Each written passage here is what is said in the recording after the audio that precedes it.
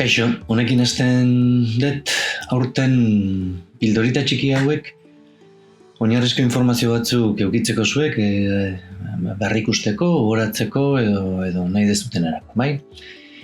Kasu honetan, klabea den gai horietako bat, nire iritziz behintzat, eragina ikaragarri izango duelako ikusiko ditugun hurrengo ikasturteetan ez, hurrengo urteetan 19. mendean eta 20. mendean zehar, bai? Nazionalismoarena. Nazionalismoak izango da ideia bat, kontzeptu bat, bilakatzen da ideologia politika zentzu askotan, partido politiko askotan, nazio askok izango duten plantamendua.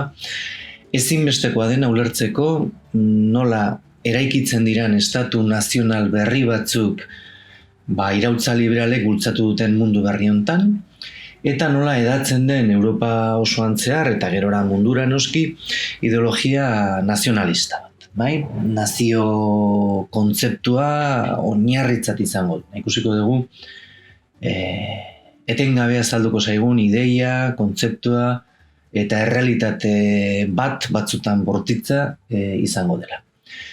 Bi tendentzia nazionalista aurkitzen ditugu 19. mendeko garai hontan Europan, iraultza liberalekin batera sortu dena, bai? Alde batetik entitate nazional batzuk kulturalki ikusiko dugu hizkuntzaren aldetik, historia aldetik harreman handi izan dutena, nahiko dute osatu, eratu, batu nazio estatu berri batzuk eratzeko, garrantzitsuenak izango ditugunak Europa erdian izango dira alde batetik Italia, Erromatar imperiotik ez da praktikamente bateratua osorik egon, eta bestetik Alemania. Alemania protagonismoa 20. mendean dakizuenez ikaragarri izango duela, bai? Ez da bat erresa izango, Italia eta Alemania batzeko gatazka handiak izango dira. Horiek beste momentu batean ikusiko ditugu, baina handiak izango dira. Bestetik, denbora asko daramate eraikitzen eta bizirik Europa erdi ekialdean 3 imperio handi ditugu, 3 monarkia imperial oso indartsuak izan dira, batzuk oso zarrak, adibidez Austria-Hungriako imperioak ia 600 urte ditu, aldaketa askorekin, baina bilatu ditzakegu aintzindariak bertan. Errusia, bere imperioa momentu hortan munduko handienetariko bat dela, lurraldeen zabaltasunari kasu egiten badiogu, eta Turkia, beste imperio oso zabal eta indartsu bat, bai? Hau ja krisi sakon batean sartuta dagoena. 3 imperio hauei gertatzen zaiena da, bere baitan, bere barruan, badaudela, orain esango genieke bere momentuan ez zieten esaten nazio batzuk, badaudela herri batzuk, daukatela identitate ezberdin eta propio bat. Eta ez daudela ez direla eroso sentitzen imperio hauen barruan, bai? Daude, hobeto esan da, indar ezberdinak, imperialak esango genuke, eta daude indar txikiago batzuk barruan, baina indar handia hartuko dutenak iraultza liberalen bultzakada hortan, bai? Nahiko dutena imperioetatik atera eta beraien herrialde, beraien nazio nazionala propio eratzea, bai? Iraultza aurretik, Frantzia iraultza, Estatu Batuetako independentzia iraultza aurretik eta gerora dauden Europako iraultza liberal guztien aurretik, nazio kontzeptua zen zuzenean kontzeptu politiko bat, ez behintzat orain hartuko duen indarrarekin eta protagonismoarekin. Funtsean, horrezkubian ikusi dezakezue, gizatalde batzan bazituela bereizgarri, ezaugarri jakin batzuk, nolabaiteko identitate propioa ematen zieten ezaugarriak. Hor dituzue, harreman ekonomiko estu bat, harreman sozial estu bat, askotan etnia berdina edo berdintxua, iragan komun bat, historia komun bat, bai? Askotan, eta oso esanguratsua da, ze asko batzen du eta aurrekoekin zerikusi handia dauka hizkuntza propio bat eta ezberdina, kultura propio bat, ohiturak, jaiegun eta jaiak ospatzeko modu ezberdinak. Askotan, eta hau ere oso garrantzitsua izango da, Erdi Aroan ikaragarrizko eta aro modernoan arazoak sortu dituen erlijioaren kontzeptu hortan barruan, erlijio propio bat izango dute, eta igual aldamenekoekin bat ez batoz datorrena, eta beraz ezberdintasun sakona sortu daiteke hor, eta kasu batzutan gatazkatsua. Eta nolabait edo, bai da, sentimendu bat, nozio bat, ideia bat, bai, aldamenekoarekiko ezberdinak garen hor. Bai? Ez gera igualak, ez gera berdinak igual, ez gera aztertan gaizki eraman behar, baina ezberdinak gera, badugu identitate propio bat. Frantzia iraultza ondoren, 19. Mende hasieratik, kontzeptu honek ideologia politiko bermoldatzen da, bai? Bere izaera aldatu du. Hau askotan gertatzen da historian. Kontzeptu batek, bai, aldaketak sufritzen ditu, edo irabazten ditu, eta beste zerbaitetan bilakatzen da. Kasu hontan horrela da.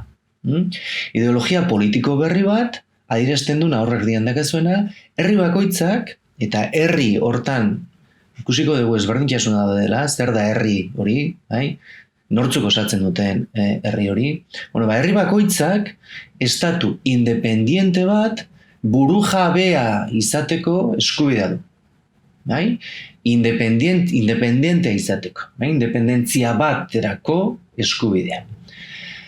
Claro, hau horrela esan da, oso orokorra da, gero hau